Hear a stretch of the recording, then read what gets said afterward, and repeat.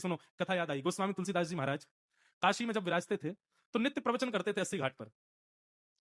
80 घाट पर रोज कथा करते थे। उनका नियम था कि वो रोज सवेरे सवेरे शौच आदि के लिए वन में जाते थे और वन में एक पात्र में जल लेकर के जाते थे और शौच आदि से निवृत्त होने के बाद में जो जल बच जाता था, जो प्रयोग हो गया वो तो चला गया, जो बच जाता था उसको एक पेड़ की जड़ में डाल देते थे। ऐसा करते करते करते करते 12 वर्ष तक बेनागा उनका ये नियम चला। ये सामान्य सा नियम था और ऐसा कोई सद नियम भी नहीं था, बहुत सहज सरल और सामान्य सा एक नियम था। लेकिन ऐसा नहीं कि आप भी ऐसा करो। एक बात बता रहा हूं, तो उनका जो शेष जल बच जाता था वो एक वृक्ष की जड़ में डालते थे।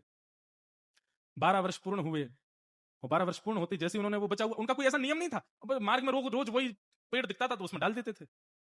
12 वर्ष पूर्ण होते जैसे वो जल डाला तो ऊपर से एक प्रेत प्रकट हो गया और प्रेत ने प्रकट होकर के महाराज गोस्वामी जी को दर्शन दिए, बोले आप ही मुझे मुक्त करेंगे, आपने मेरी प्यास बुझाई है महाराज, 12 वर्षों तक आपने ही मुझे जल पिलाया है। मैं एक ब्रह्म राक्षस हूं, मैं था तो ब्राह्मण, लेकिन मेरे द्वारा एक अपराध बना, इस वजह से मैं प्रेत योनि में भटक गया हूं। आपने जो जल पिलाया उससे मैं आधा मुक्त हो गया हूं और भी मुक्त हो जाऊंगा, कृपा करके। उसने आदि आदि चर्चा की। लेकिन गोस्वामी जी का स्वभाव देखो, जैसे ही पता चला कि प्रेत है, हम होते तो भाग जाते वहां से, अरे प्रेत आ गया भागो।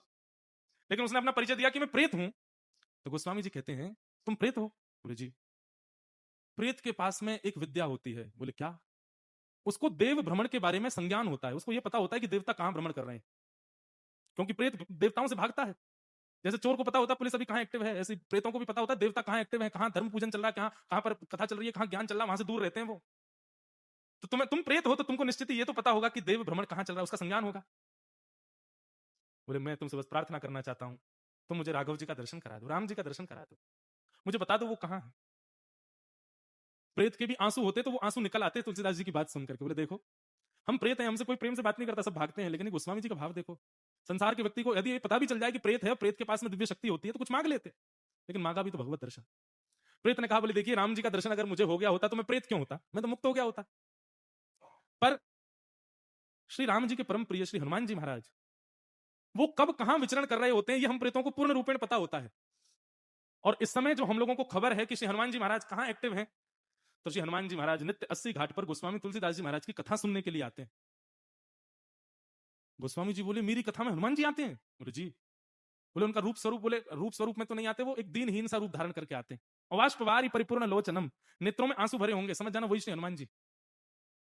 गोस्वामी जी बोले जय धन्यवाद भैया, तेने बड़ी कृपा की। देखो ये बात की कथा मैंने क्यों सुनाई, 12 वर्ष तक एक सामान्य नियम का पालन किया गोस्वामी जी ने, तो उनको एक प्रेत ने प्रकट होकर के हनुमान जी का परिचय बता दिया।